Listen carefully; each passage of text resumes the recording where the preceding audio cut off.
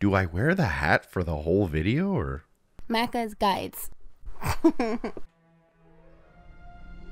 Hey everyone, Macca here and welcome to another video. Earlier this month I had a chance to go down to a Indiana Jones in the Great Circle preview event where I got to play the game for over 2 hours. In this video I'm going to talk about my time there, what I thought of the game, hopefully answering a bunch of your questions, while also sharing a bunch of exclusive gameplay footage. We started our time at the event with a short deep dive video which hopefully sees public release pretty soon, but before we knew it we were sitting down and ready to play the game. I did also ask, we were playing the PC version of the game and the PC had a 4090 graphics card, so we were really getting the best case scenario. And we did have the option of playing controller and keyboard. I tried both. As soon as I started up the game, the first thing I wanted to check out was the difficulty options. This is always something I find quite fascinating. And this game has 2 different difficulty sliders. This is something we've seen other games do before. The first slider was called the action experience, which seems primarily focused on the enemies in terms of how much damage they do, how easily they detect you in stealth, and even their aggression. The other difficulty was named Adventure Experience, and this primarily helped with puzzle solving, allowing Indiana Jones to give tips through dialogue and voiceover more often, and can even make the puzzles have less steps and make them less complex to solve. We were shot right into a cutscene where the first thing I noticed was that I could move the camera around a little during the cutscene. This is pretty minor, but it does tell us that the cutscenes are rendered in-game and not just a pre-recorded video, so that's a pretty cool little touch. Our first level seemed very much like a game intro where we started at Marshall College and we get acquainted with the controls and simpler mechanics. The first things that stuck out to me were the graphics and the attention to detail. You can tell that the team put a lot of care into handling the IP here. The game looks great and you can tell that every item in the world has a place for a reason. I only recently watched Raiders of the Lost Ark, and the game does a tremendous job at matching the same vibe as the movie. Without spoiling the story too much, we find ourselves putting an exhibit back together, and this is our first instance of a puzzle in the game. And to boil it down, the puzzle involves matching artifacts with the correct location that they should be in. You're supposed to use the context clues of the artifacts themselves, and then inspect the individual exhibits to try to figure out which ones match with which one. And I actually found that I didn't get it on my first try, and I was totally cool with that. And after a second attempt, I actually did get that dialogue from Indiana Jones to kind of kick in and help me a little bit. He said something along the lines of, "This doesn't really make sense if it goes here." And at that point, I did know that obviously it doesn't go there. More or less though, this did kind of boil down to a little bit of a tutorial, how to move your character, how to pick up objects, how to use the in-game map and stuff like that. This was also my first time zoning in on Troy Baker's voice as Indiana Jones, and I thought it was incredibly well done. But once you put all the artifacts back into their exhibit, you find out that the cat mummy from Giza is missing. Again, without spoiling too much, we find a context clue in the world about how the exhibits got smashed, and all of our signs point to the Vatican. The following segment was a really cool moment, especially if you're a big fan of the series. We got to go to Indiana Jones's office and pack up his briefcase. This includes his whip and a bunch of his other items. Before I knew it, I was off to Rome, and my mission was to meet Antonio at the gates so I could reach the top of the Castello. This mission seemed to focus a lot more on stealth and also was introducing the combat mechanics as a tutorial as well. There was a bunch of enemies that I found on my route through the level. Some of them I avoided, while others I purposely tried to fight using the hand-to-hand combat. I also found a couple of optional areas that were locked behind a key, which forced me to look around a little more to find that key to open it up. I did have a little bit of a chuckle here because the items in the level are themed to where you are, so the health item in Rome was none other than a biscotti. When finding the optional room, I also found my first adventure book, which is basically just a fancy name for a skill. It was called Punch Out, and basically having this book allowed me to use my adventure points to unlock a new skill This skill was for restoring stamina when knocking out an enemy. Going back a little bit, a lot of the game mechanics do revolve around these adventure points,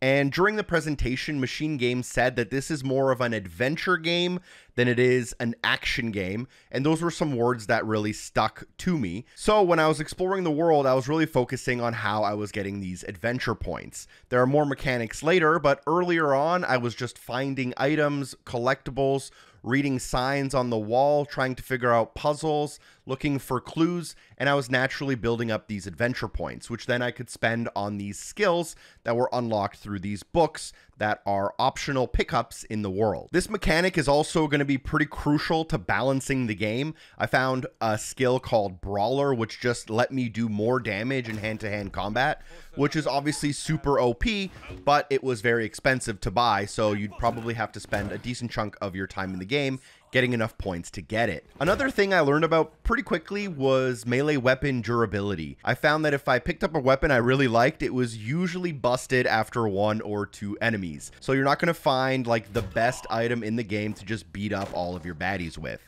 In terms of the hand-to-hand combat, I found the one-on-one hand-to-hand combat to work very well. It was very engaging, and there was a little bit of a difficulty curve that I wasn't expecting to see in a game like this.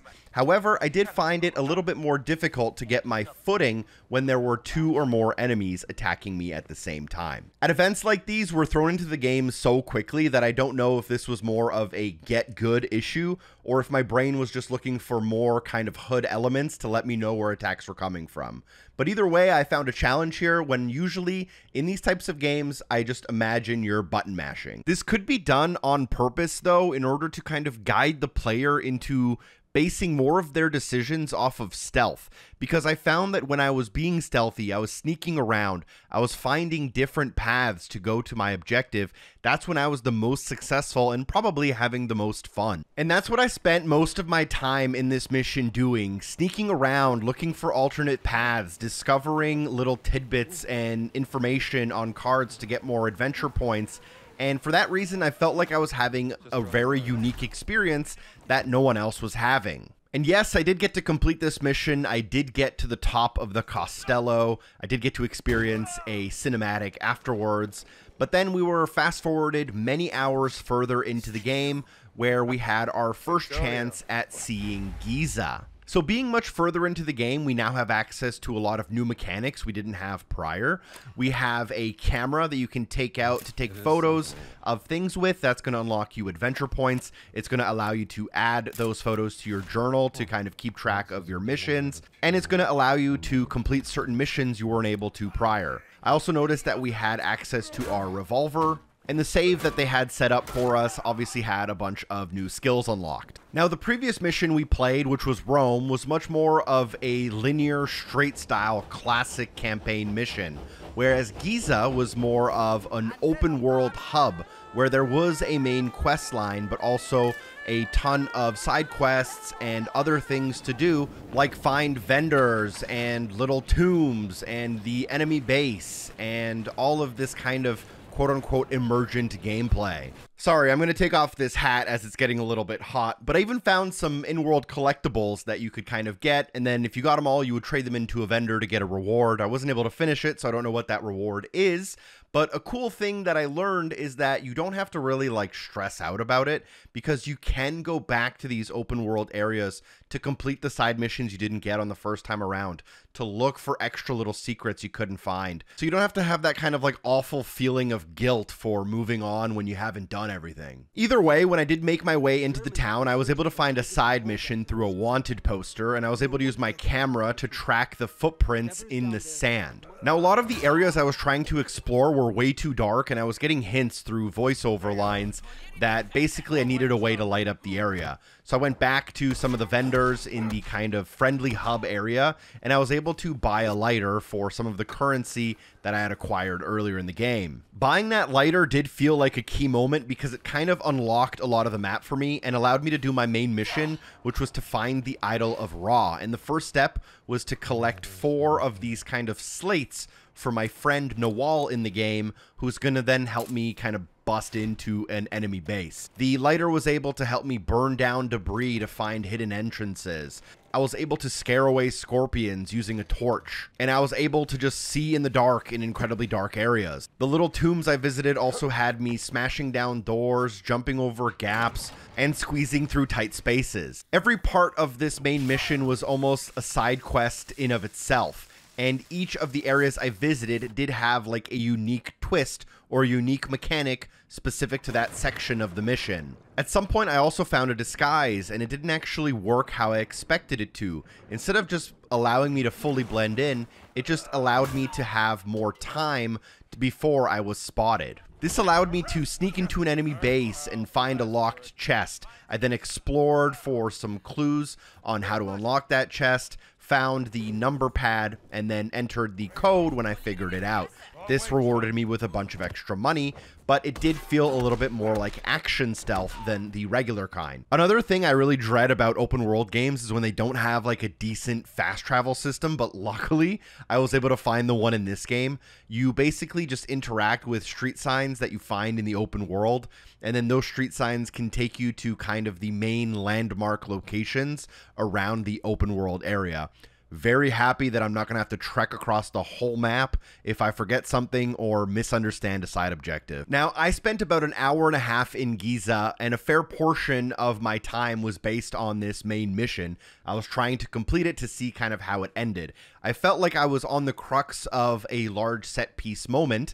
Unfortunately, I ran out of time and didn't get to experience that, but that did feel like it was kind of lacking from my experience with the game, like that one single huge set piece moment. On the flip side, you could say, well, there's so much content that you didn't even get to it. You barely scratched the surface.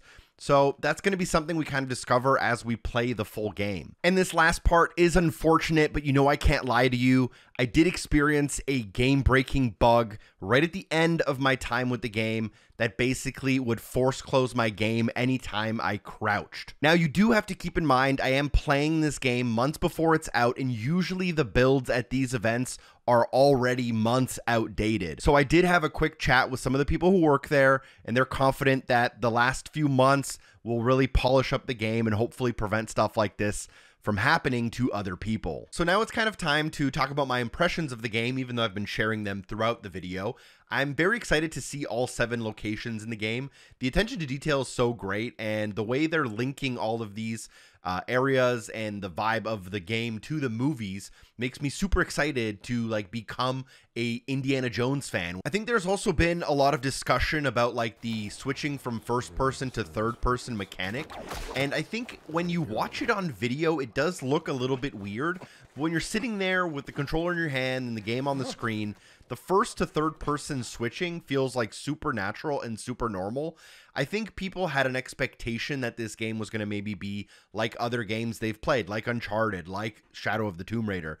And I think it's kind of good that maybe Bethesda is taking a slightly different route to make their game more unique. And it does have that first-person Bethesda feel, like games like Dishonored. And despite not using a gun like in the Wolfenstein games, it does have a lot of that Wolfenstein feel to it as well, which shouldn't be surprising considering it's from Machine Games, the team that brought us the Wolfenstein games. And then you add in the fact that the game's on Game Pass, the game's coming to PlayStation, so you're spreading the love to more gamers, and I think we just kind of have a winning recipe. Either way, you know I'll be covering the game when it comes out this December with guides, so stay tuned to the YouTube channel, make sure you check those out.